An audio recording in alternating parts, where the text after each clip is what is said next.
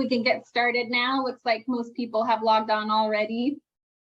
I'll just introduce myself. My name is Joanna Grant. I'm the Project and Grants Coordinator for Nevada Housing Coalition, and I'm coordinating the Elevate Nevada project in partnership with CSH, our education partners on the supportive housing track. And then also we have a Enterprise Community Partners events coming up for affordable housing development. And all of this, of course, is made possible from our funding partners, the Federal Home Loan Bank of San Francisco, who are really dedicating some resources to Nevada right now to help us increase and advance our affordable housing inventory. So thank you to all of our partners.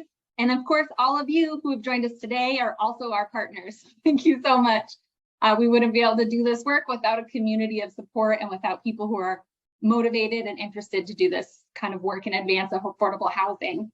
So just to briefly, some housekeeping, we are recording this session today so that we can share with folks that haven't made it and so that we can refer back to it, because we're really hoping to build this movement towards building more affordable housing and brainstorming solutions and knocking down barriers in our state to start really developing a pipeline of this kind of niche housing as an intervention to end homelessness. So we'll be taking notes. We're always listening to these conversations, and we're always trying to develop new programming that really address the needs of our affordable housing developers and stakeholders.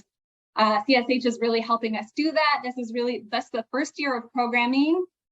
So many of you were at our supportive housing academies and our supportive housing busting barrier sessions earlier this year, and we're hoping to continue this kind of work ongoing until we really get a culture of support and resources dedicated to this kind of housing. And then we have all you amazing developers and nonprofits and service providers trained up to do this kind of work ongoing. So thank you so much for that. I want to introduce my presentation partners, CSH. Many of you already know them from our supportive housing events already. It's Chuck Peterson and Kevin James. Chuck and Kevin, do you want to introduce yourselves briefly? We have a lot of new people on the in the session today as well. Sure. I'm Chuck Peterson. I'm Senior Program Manager at the Corporation for Supportive Housing, and I joined the team in July, and am excited to be here today to work with you all. I'm going to talk a little bit about the program I ran in Minneapolis and how that made a difference in my passion and excitement about supportive housing. And I'm located in Phoenix. And I am Kevin James. I'm a senior program manager with CSH as well. I'm based out of Houston, Texas, but I am a Las Vegas, Nevada native, born and raised in Vegas. And I'm really excited to be here with you all today just to take a deep dive into supportive housing, but then also how does the supportive services interface with supportive housing as we think about bringing these projects online. So really, really looking forward to engaging with you all. Thank you so much, Kevin and Chuck. So I guess we'll go ahead and jump right in.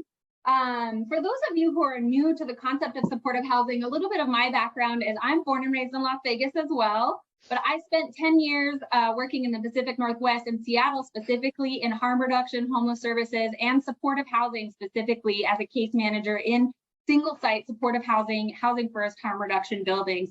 So I have a unique interest in this. As I have worked in the field, I've seen the good that it does. I really have seen, largely I'm motivated by how it reduces suffering for the lives of the tenants.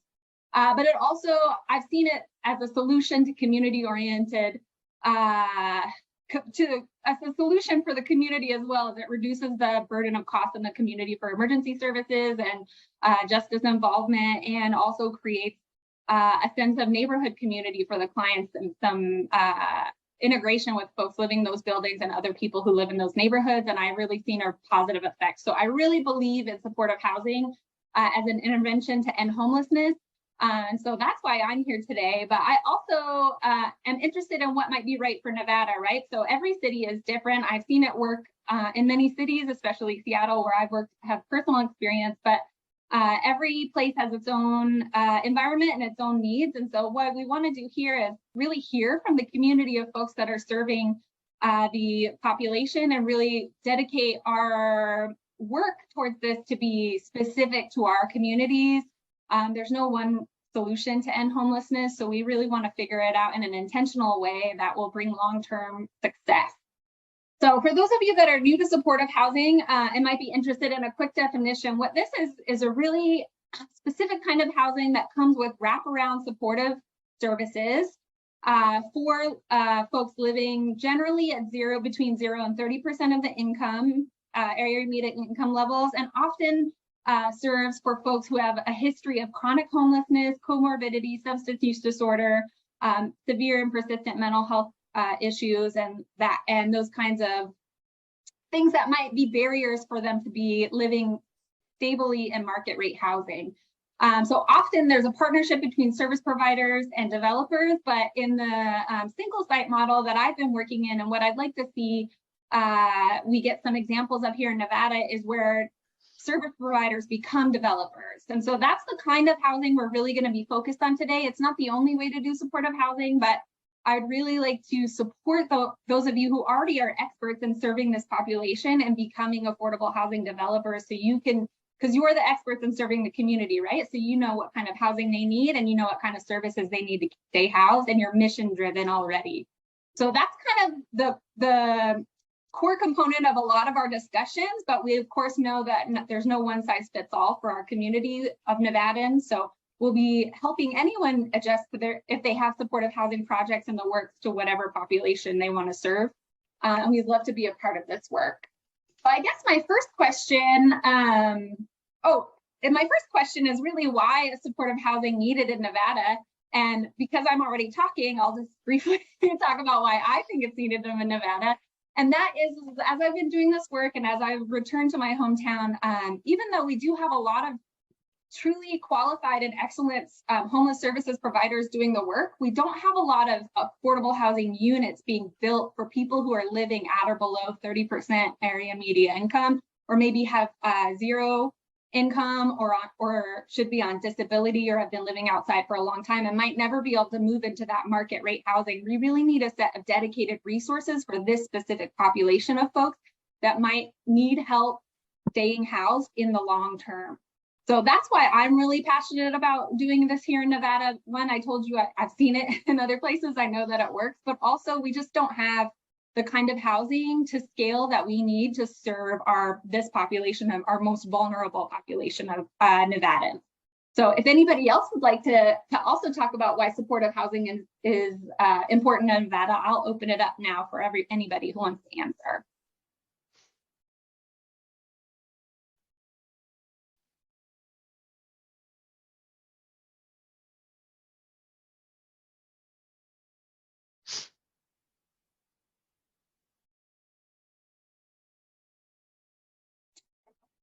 That I just cover. I've really provided such a comprehensive definition. No one has any questions. I must be doing a great job. That's okay. That's okay. We can definitely move on to talk about the services, because that's why we're here today. We're interested in talking specifically this discussion today about why the services are important and why the level of quality or types of services are important for supportive housing. And with that, I'll turn it over to Kevin. Kevin is the expert, CSH expert in services for supportive housing. So Kevin, do you want to take a stab at that question? Sure. So the terms of the question of what are the services offered in supportive housing. So just to back up a little bit, when we think about supportive housing, we have to think about the populations that we're targeting. So are we talking about a population that has a serious mental illness, substance use disorder, the aging population? Are we talking about domestic violence, veterans, persons with HIV/AIDS, families, transition age youth, et cetera? So really thinking about the population that you're looking to serve is really one of the main focuses when trying to, when beginning that concept phase of the development process for this. But when you're thinking about services, really thinking about services that are housing oriented. So when we think about housing oriented, we're referencing services that aim to help tenants remain housed, but that also services are provided so that they are able to intervene to prevent interventions. We're also looking at services that are multidisciplinary. So when we're thinking about multidisciplinary services, we are looking at services and teams that are made up of maybe a psychiatrist, a nurse practitioner, practitioner, therapists, care coordinators, et cetera. And then also we're looking at services that are voluntary, but assertive. So tenants will not lose their housing because they do not participate in services. So when we're talking about what are the services for supportive housing, making sure that services are housing oriented, that services are multidisciplinary, but that services are also voluntary, but assertive. And those services could look like a range of different things. So I talked about the target population. So services for serving families may look very different than it does for serving that chronically homeless individual that has been by themselves for a long time. So for individuals that are experiencing chronic homelessness, maybe services are more on the mental health end. So you're looking at some type of medication assistance, some type of assistance from care coordinators, case managers, things of that nature. But when you're talking about family, you're really looking at education from not only the head of household perspective, but then also from the children's perspective. So that multi-generational approach that you may not take with an individual that is being housed. So when we think about services, when you think about services and the population that you're looking to serve, really thinking about what their needs are and identifying those needs to be able to target those specific services to a set population specifically. So I'll stop there to see if there's any questions about services specifically before we open it up to the rest of the room.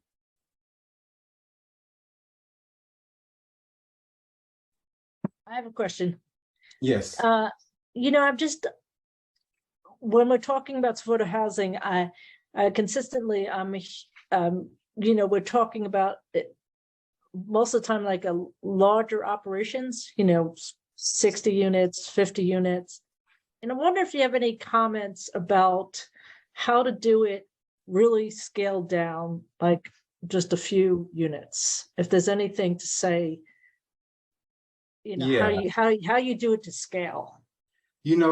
I think you bring up a great point, and I believe that's one of the things that I've been hearing throughout our region is scaling supportive housing, specifically here in Texas, and tackling this issue while it's at scale at this current moment. So when you think about the needs of your community, I am a big proponent for a full continuum of housing. So single site developments are great, but then also sometimes that scattered site is great, depending on what works for your community and what does not work for your community. So I'll say, and as a property manager in Arizona previously, we use a scattered site model because we were in rural Arizona. So what that looked like for us in terms of scale is we had a portfolio of, let's say, 4 townhomes that were 2-bedroom, 2 baths each in one community. We also had a single site home that was 2 bedrooms, 2 bath, and we had roommates in those homes. So you had a roommate, so 4 people resided in the home.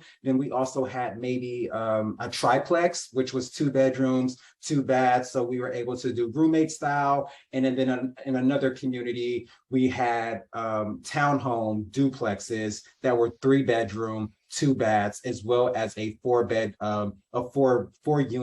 building that was 2-bedroom, 2 baths as well. So we use that scattered site model with, scattered site model using multifamily developments, not 60 units, but 4 units, 5 units, sometimes triplexes to help meet the need of the communities, because to your point, there weren't large developments of supportive housing. So I think as you think about, the concept and going to like the feasibility, and you're starting to look at sites, look at, what's available in the community based on multifamily housing, you'll start seeing, hey, do we want to rehab a property and take on this scattered site approach where we're maybe rehabbing 3 units at a time versus 30? That's something your organization has to take that organizational assessment on to see what is the true capacity of your organization, because maybe you can start off with a 4-unit complex that houses 8 people before you move into an 80-unit property. Or maybe you can partner with a developer to say,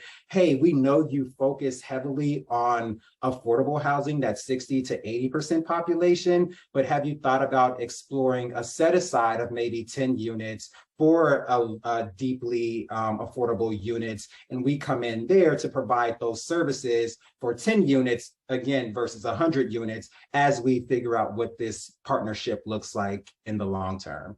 I know that was a long-winded answer, but let me know if that answers your question. Hey, Kevin, can I ask a follow-up? Because I am also learning alongside everybody around Julia's really great question, because I hear it all the time in Nevada too, around the smaller unit development. In fact, we're going to hear the bank in their new application for the Nevada Targeted Fund. They recognize that there's a need for smaller unit development, Julia.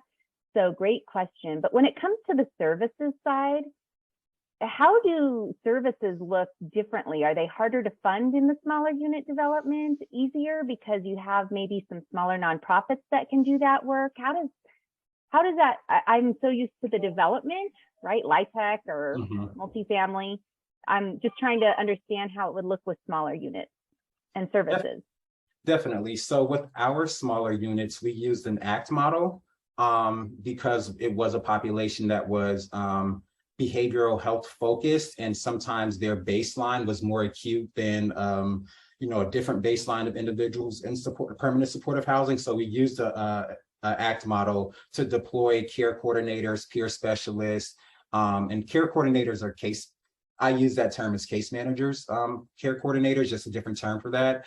As well as having a therapist on their caseload. And again, the services were driven by their treatment plan once they were brought into our organization. So the unique thing about my program is that we were part of a behavioral health agency that provided those services already. So we came in on the operational end to help with that day-to-day operations of the property. So I think it just depends on what the capacity of your organization is. Maybe ACT isn't a model that you can fully implement, but maybe intensive case management is a model that you can implement. But when we were thinking about scattered site models, we were engaging with these individuals in their homes, in the communities, when and where we can, to make sure that we were able to, monitor their overall well-being and progress in the program.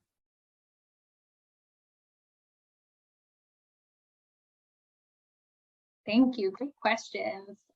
All right. Let's move. Does anybody have anything else? Any other questions specifically about services or harm reduction or housing first or services that are related to their own populations that they serve?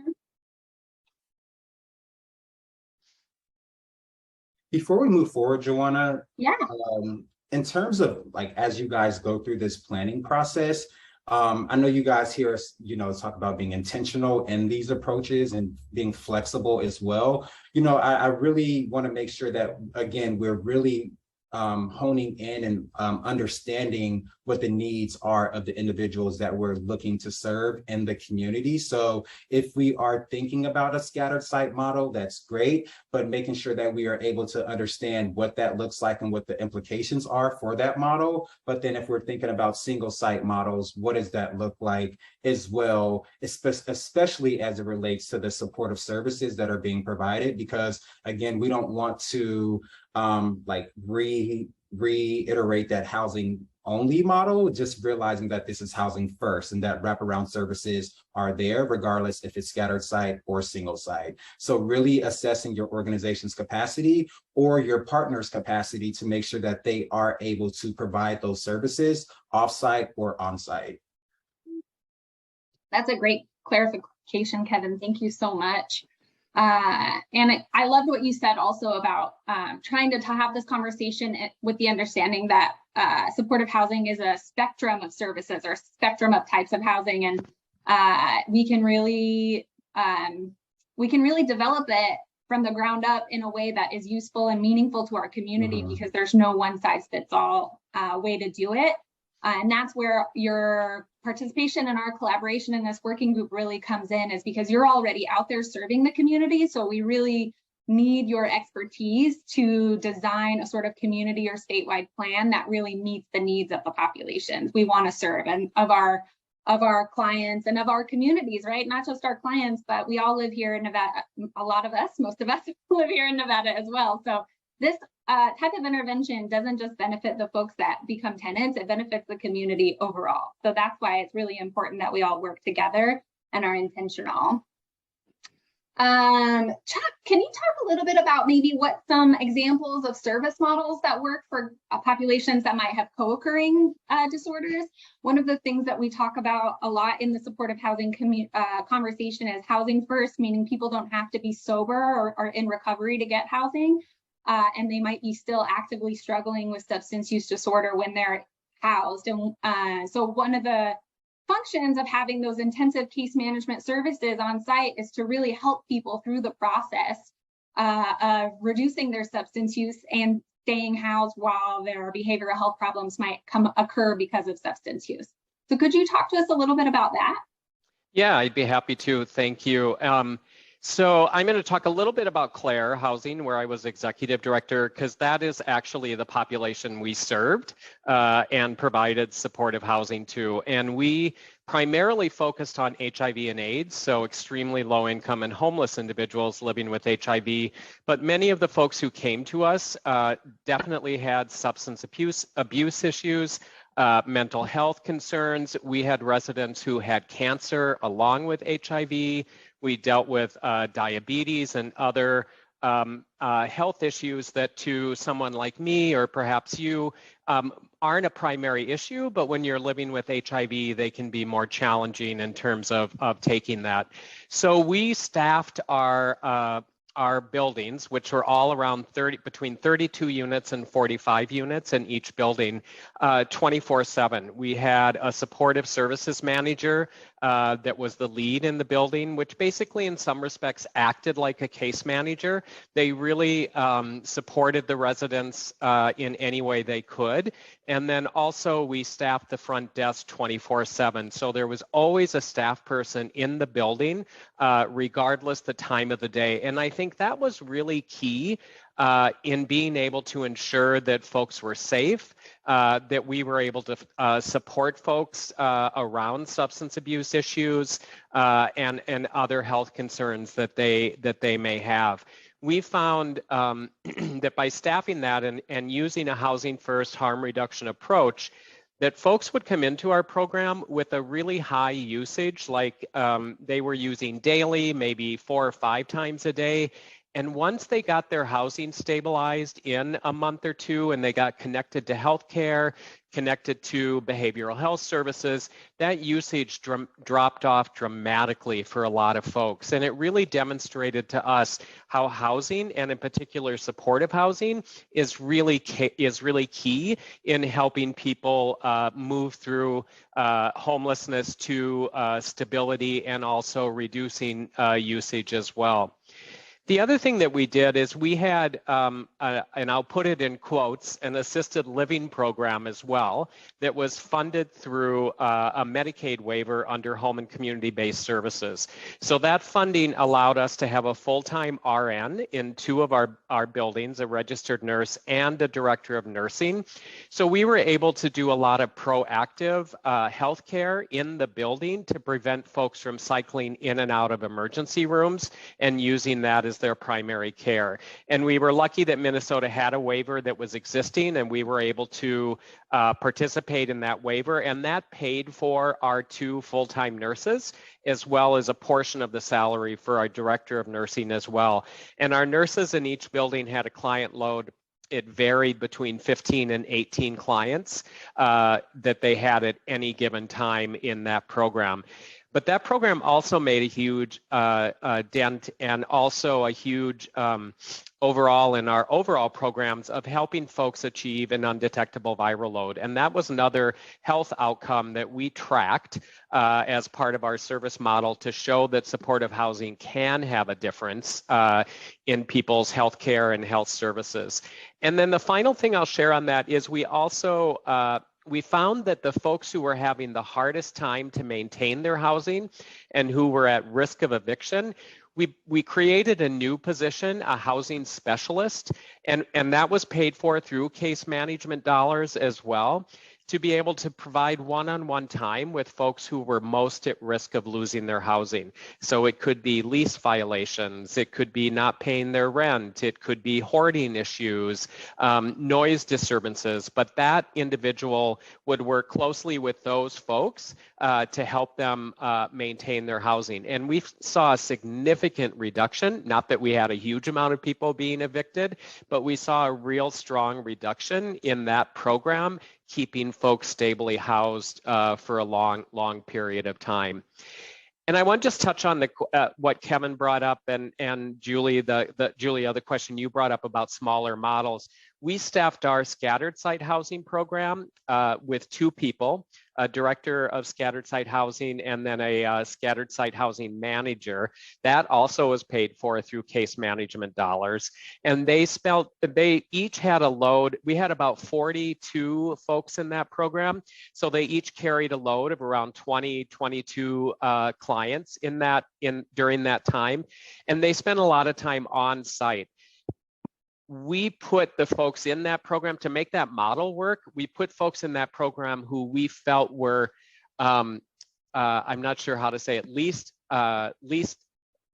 or might least lose their housing or be evicted. So they were more ready for stable housing. Sometimes my mind just doesn't catch up to what I'm trying to say. But we put the folks who were most secure and most able to provide it. But it was challenging because you're dealing with landlords and property management companies that may not be educated on supportive housing. So we also had to spend a lot of time around landlord education, advocating for the resident, and then also working with both parties together, bringing them together so that we could work through those issues. So as I think Joanna said earlier, there's no one size that fits all in terms of service models or services that you provide. And as Kevin said, it really is dependent on the type of folks that you're serving. That's a really great point, Chuck. The type of supportive housing that I have seen and worked with in Seattle hired their own property managers, and they were in a team with the social service providers, with the case managers. But I know a lot of folks on this call who are doing homeless outreach or working in homeless services here in Clark County or in Reno already have a lot of landlord engagement experience. And I can really say that it's so great, the programs that we're doing for landlord engagement for many folks of a certain population, but often for the population that we're the core population that this kind of supportive housing serves, it really helps to have those mission-driven property managers, right? Really folks that really understand the causes of homelessness, people who really want to be a part of the solution of homelessness. But it can still be tricky coordinating because there are so many different interests at stake that, you know, the property managers are under a lot of pressure to be under compliance with fair housing laws. It's actually a quite detail-oriented job, and also to protect the investment of the building. So do you have some, can we talk a little bit more about building that relationship between the case managers whose core goal is to advocate for housing for their clients, and the property managers who are really invested in the building and collecting the rent, but might also really have the heart for the work and want to keep people housed?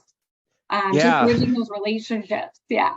Exactly. And we at Clear Housing also hired a property management company from outside of our organization. And it was a mission-driven housing, affordable housing company. So not only did they do property management, they also built and staffed affordable housing as well. So it was a great, in theory, marriage that should have worked. And when I started as their executive director, what I walked into was our service staff and our property management staff were just butting heads constantly and no communication.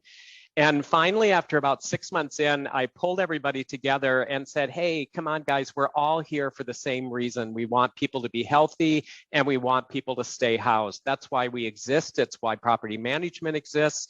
It's why we exist at Clear Housing.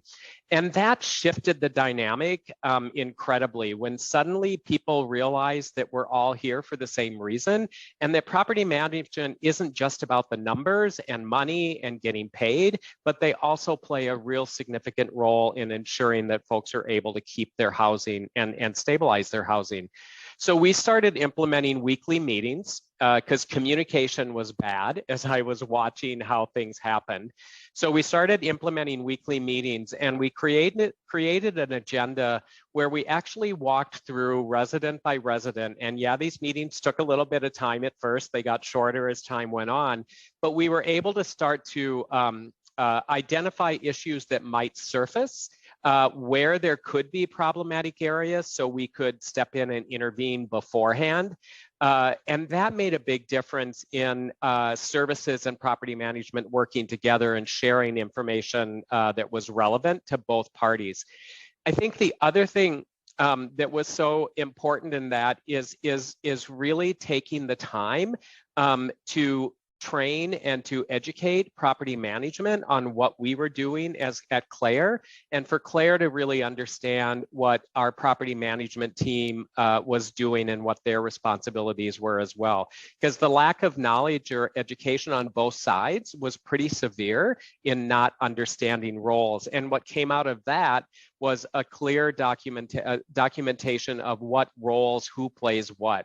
Because we felt it was really important that our residents knew who to go to, so they wouldn't pit services against property management or property management against services, but they know, you know, for issues regarding the building or for rent or compliance issues with their rental subsidy, they went to property management. For services, health support, that sort of thing, they went to services, but yet at times that intersected and folks worked together as well. So I would say the biggest thing is communication. The second biggest thing for me is transparency, not only with services and property management, but with the residents as well, as being transparent around decision making and how you operate and do your work.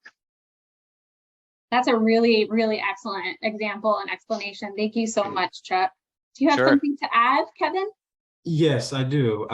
Chuck, thank you for that. I think for me, the only thing I would add is we talk about from the services perspective, being trauma informed when we work with our patients or clients, tenants, however we refer to them. But I think as we look to build relationships or reestablish relationships, approaching that in a trauma-informed way could be very, very helpful, in a collaborative way as well, when we're working to identify a property manager or developer as a service provider, or a developer, if I'm a developer, identifying a service partner and or a property manager in this role. And I think once we understand the roles of each respective entity within our projects and continue to learn more about each other's roles, it helps really flesh out what quality relationships could look like, and also what does that look like as they come to fruition through like MOUs as we formalize some of these relationships as well. So really approaching your outreach efforts in a trauma-informed way, I think can take us a long way. And then also following up on what we said we would do as we get the projects pushed through as well. Yeah, Kevin, thank you for saying that. I forgot to mention that in 2015, a couple of years in, we flipped to a trauma-informed care model. And we not only trained our staff, but we trained the property management staff on that as well, so folks would know how to work. I can't stress what Kevin just said, how important that is in really providing quality services and support to the folks in your program. Yeah, and I think as we think about the projects, we come into projects with one concept, but as we pencil projects and we identify funding sources and things change, sometimes projects don't always operate how we intended them to in the beginning. So making sure that stays in the forefront of all the partners' minds, I think is really, really important throughout these stages too. Yeah, I definitely agree. When I was during my time as a case manager at Plymouth, we also moved into a trauma-informed care model. And one thing that I noticed actually is that once we started having regular organizational-wide trainings on trauma-informed care, we also started treating each other from a trauma-informed care perspective. So not only did we apply this to our clients, but actually it improved the organizational culture because we had a different approach to each other as well. Because, you know, just because we're working in the field doesn't mean we don't also come with our own traumas to as a staff member or to the organization, and really building up that company culture I think is really important, and investing in your staff's professional development and continuing the learning process ongoing, like knowing that taking one training on trauma-informed care is not going to make an organization built on trauma-informed care practice, right? So continuing education, investing in professional development and organizational capacity building is really important, ongoing. There's no end to that process, right? So that's really important. Thank you so much. Does anybody else have any examples from their own experience as service providers with landlord engagement or with organizational culture or serving clients that they want to talk about, or questions about capacity building or professional development?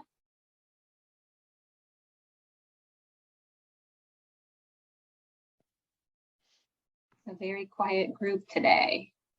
Yeah, we're here for you. We want to hear from you all as it relates to supportive services. We also are interested if anybody's, starting to think about projects and what does that look like as we start these working groups, and how we can help you with that. Yeah.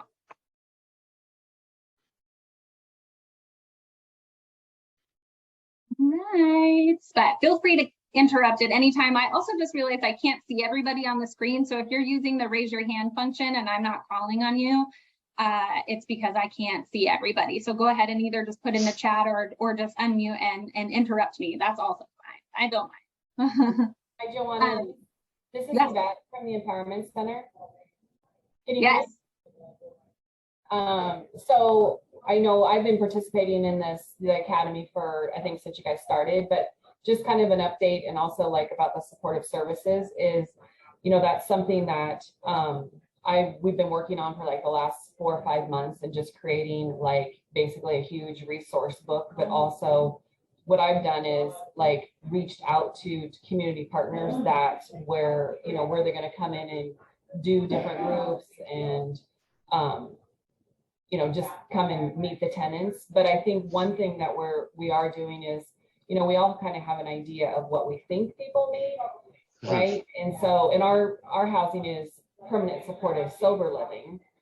So I think, so we created a survey, and so as soon as they are all ready to start moving in, before they move in, we are giving that to them because we want to know what they want and trying to find out what their needs are. Do they have families, do they have children that maybe need parenting classes? And then I think when you're talking about the property manager and, caseworker, so we will have a property manager, but we also are having a director of housing services. Richard comes from a background of, he's a drug and alcohol counselor. He's retired from the Empowerment Center, and he also comes from supportive services. So he will be on site there. And part of the qualification, the tenants have to meet with him every 90 days. But also I think, he'll be able to identify like if somebody is struggling, because he has a background in that. And so in helping before something happens, right? Do they need to go to, more meetings? We will have the 12-step meetings on site. So, I mean, it's a work in progress, right? We're supposed to open, I think, we're hoping the first week in November, but, it's been from like June, July, August. So, we're super excited, and also to share, but also like I've learned so much from all of you guys, what works, and, hopefully, and also just getting to know who the people are that are going to be living there. I think that's super important. Nice. Thank you for sharing that, Yvette. I am curious, is this this sounds like a single site development. So first phase has 42 units. And then the second phase will attach to it, and then we'll break ground on that in March, and that'll have 44 units. Nice, congratulations. Yeah, it's a very exciting project. I had the pleasure of touring it under construction with Yvette when I was up in Reno last time, and I'm really, really excited about this project. I think it's going to be wonderful. I thank you for bringing that up, Yvette, because I do think the difference between sort of scattered site models and single site models is having those services and those property managers on site for that sort of assertive outreach support, right? So not all my tenants wanted to engage with me, and not everybody needed services all the time, but I was always knocking on their doors, making sure that they didn't need anything. And I was able to run up there. And I'm so glad you brought up the importance of tenant voice as well. That's something I'm also, and CH and I are also really passionate about. It when as you're evaluating your programs, it's really important to get feedback from people with lived experience as you're developing your programs as well. But when the folks who are living in the building, year after year, I think it's really important to implement those feedback surveys, to have a lot of informal conversations about what people are needing. I was a huge nerd about the tenant surveys every year when I was working in Plymouth Housing, and they even named an award after me because I always had the most surveys completed at my buildings, because I was really passionate about getting that tenant voice in.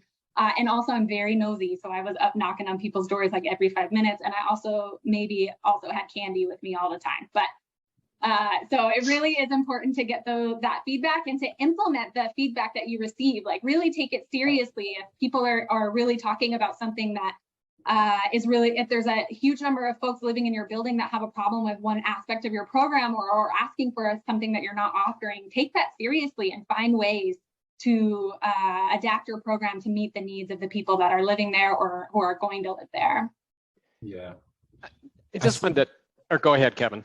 Did you see, I've seen Christine put in the chat about tenant surveys. Are there any best practices? And I'll take a stab at it. And do you want to fill the gaps where I am, where I don't have it, Chuck? Sure. Yeah, so right now we are undergoing a supportive housing institute in Texas here. And a lot of what we talked about is incorporating the voices of persons with lived expertise throughout this process. So when we think about tenant surveys and best practices, we always want to incorporate surveys that are culturally and linguistically appropriate. So you want to make sure that there is accessibility across the board, rather that be different multiple languages, whether that be accessibility with having staff members assisting tenants to complete surveys, because people aren't always the most comfortable with completing self-surveys because of their reading levels, comprehension levels, etc. So making sure that those supports are in place.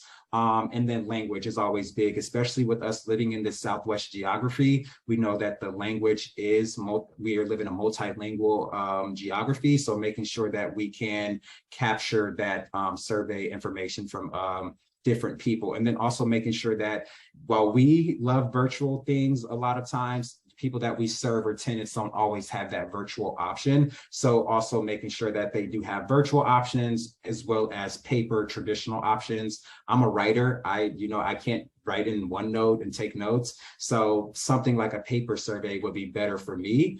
So, just considering things of that nature.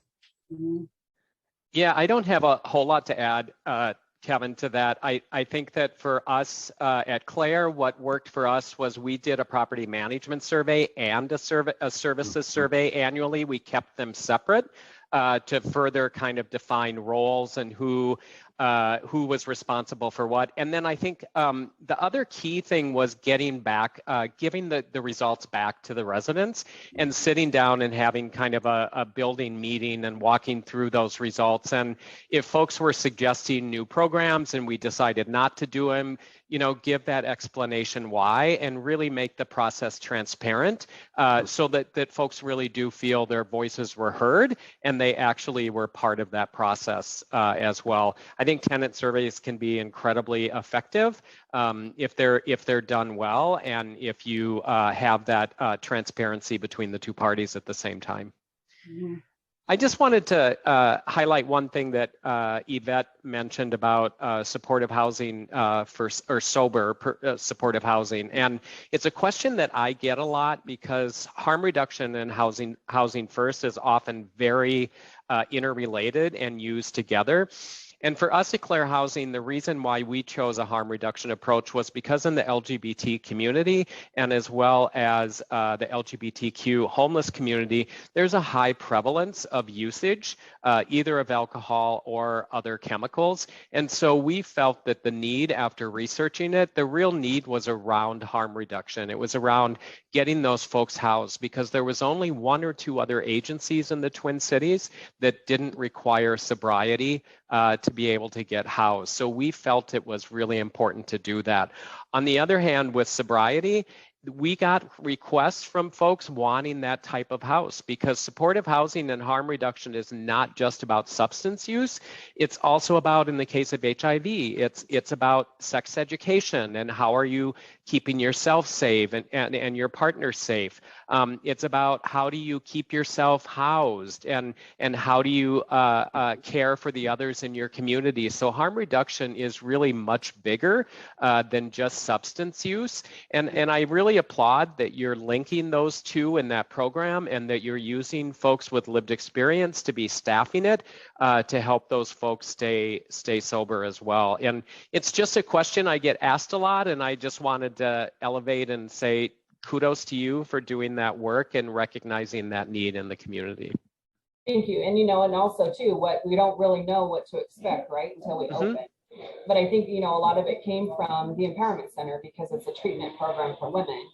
And where do they go, right? And not fall back into that lifestyle. And then, you know, which Marvel Way is not for just women, it's for individuals and families. We're hoping to see a lot of, you know, family reunification. From what we hear right now, we do have quite a few families with children, which is super exciting. But yeah, you know, we just, you know, you just don't know what you don't know, right? Until you open and you know, and probably the next call will be on and like, oh my God, this is what's happening, right? You just don't know. So, but it is exciting. And, you know, and people are excited about that model from what, you know, people we've talked to is like living, you know, it's a supportive community, right? And they have each other for support. Like maybe your next door neighbor is struggling, you know, you have someone that you can go talk to next door versus, you know, going out somewhere else. And I think too, something will help is where it's located. You know, it's away from downtown. It's away from a lot of where, you know, people fall back into that because they're, you know, and also it's super expensive to live here anymore. So, you know, and it's in a community where you don't really even have to drive a car because you're close to the bus station, you know, work and TMC's the school and all that. So we're hoping all of that will make a huge difference. That's a great point about being intentional about development and where you're located according to the kind of service and population that you want to serve, and what resources are available to serve that population who might not be able to afford a car or have family supports to pick them up and take them to medical appointments and that kind of stuff. So great points that everybody's bringing up. Do we want to talk a little bit about how services are funded in supportive housing? Chuck or Kevin, you want to talk a little bit about that? Yeah, I think definitely. people are really interested in that. Yeah, so service funding is very unique in supportive housing because service funding comes through a lot of different channels. So we know HUD provides service funding, and typically underneath their CLC. If you don't know what a CLC is, the Continuum of Care, which is a program underneath HUD. And through that program, they have a service pod called Support Services Only, SOS. So typically that's where you'll see some of the services funding coming into the system. There's also SAMHSA, who awards different levels of services funding, whether that be the mental health block grant, the substance abuse prevention and treatment block grant. They also have set aside populations for the mental health block grant. So for example, a priority population for the mental health block grant underneath SAMHSA is homelessness, those that are experiencing homelessness. Now, what you'll often find is states will set aside a certain portion of these funds for certain populations, but not always a great pot of monies for these populations. So again, we're coming back to the scarcity of resources. As well as Chuck mentioned earlier, he worked with individuals, the HIV/AIDS population. So service funding would look like HOPWA funding and other type of funding sources of that nature. So I say this to say we have large buckets of funding sources from the federal level, the state level, as well as at the local level that prioritize different targeted populations within the affordable housing development. So when we think about that and you start thinking about your projects, really honing in on what that population is. So yes, you want to work with individuals that are homeless, but homelessness and what, you know, what is that niche that you're looking to fill, so that way you can target your outreach efforts when it relates to going for funding sources. So if I know I am looking to provide a housing model or develop a supportive housing project that's geared for individuals with behavioral health, maybe I will start looking at my state Medicaid agency, or maybe I'll start looking at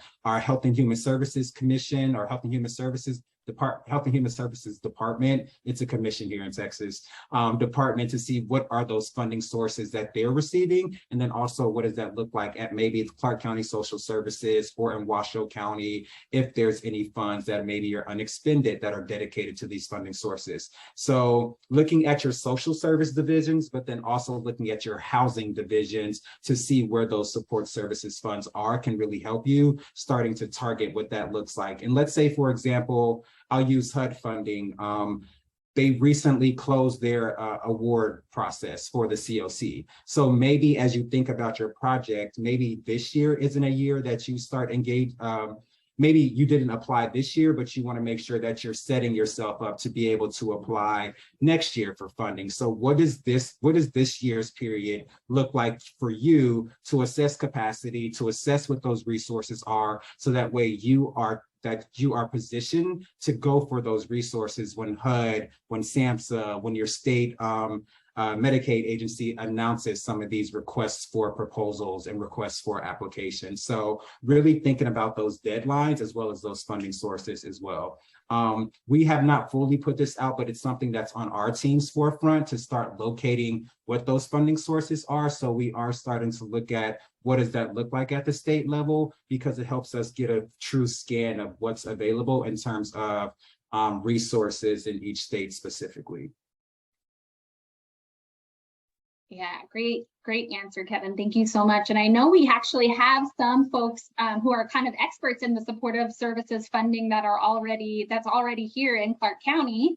At least I think that's where I live, so that's where I'm the most familiar. But I think there's probably some folks on here who are already doing some of that work or are already familiar with the supportive services funding that is available or has been available, history for the amount of units that we have so far that provide supportive services attached.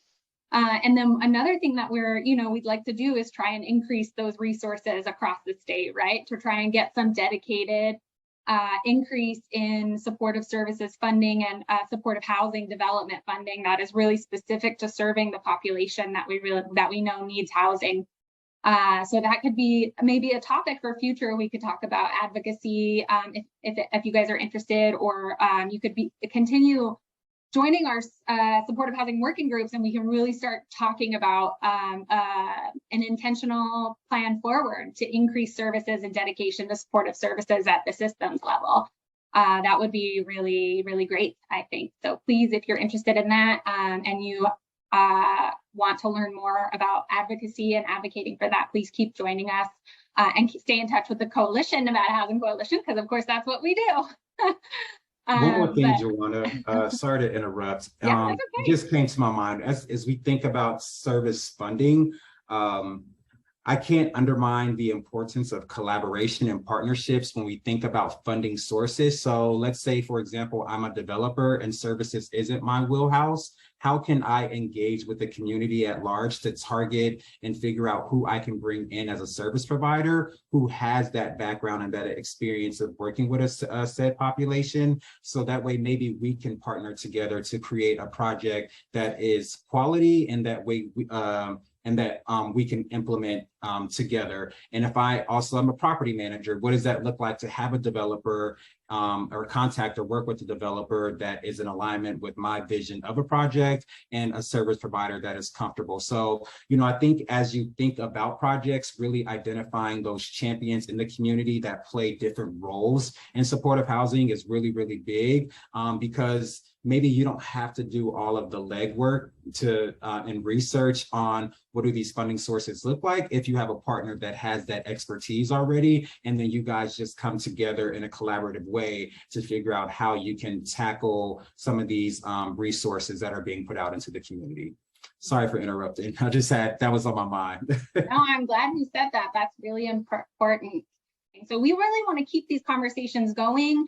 If you have topics you want to see covered, or if you want to have an increase in meetings, just shoot me an email, because I'm really open to doing whatever serves the community best. And if you're really interested in this working group and developing some like goals for getting stuff done in the state of Nevada around supportive housing, we can do that too. And then we can also provide that sort of those special topics for those of you that want to provide supportive housing through your agencies.